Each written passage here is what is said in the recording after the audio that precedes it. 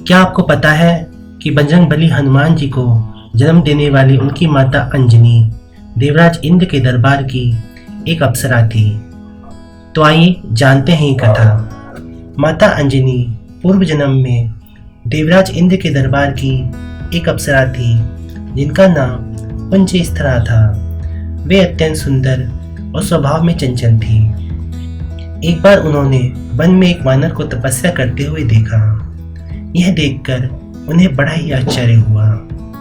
पुंजस्त्रा ने उस तपस्वी वानर पर फल फेंकने शुरू कर दिए। इससे उस वानर की तपस्या तो भंग हो गई। दरअसल वह वानर नहीं बल्कि एक तपस्वी साधु थे। क्रोधित होकर ऋषि ने पुंजस्त्रा को श्राप दे दिया कि वह अगले जन्म में एक वानरी के रूप में जन्म लेंगी। यह सुनकर पुंजस्त्रा उन साधु से क्षमा मांगने लगी।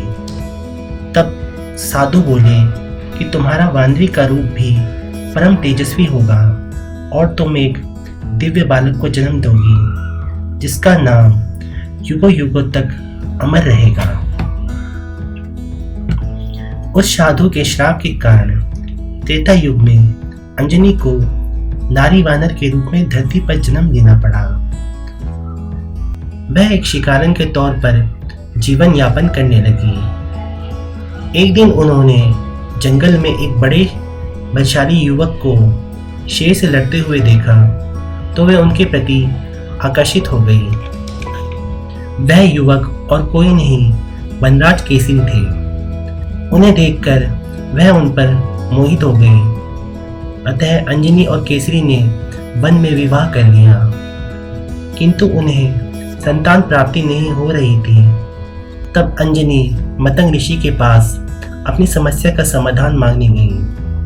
तब मतंग ऋषि ने उन्हें बताया कि 12 वर्ष तक तप एवं उपवास करें तो उन्हें एक पुत्र की प्राप्ति होगी।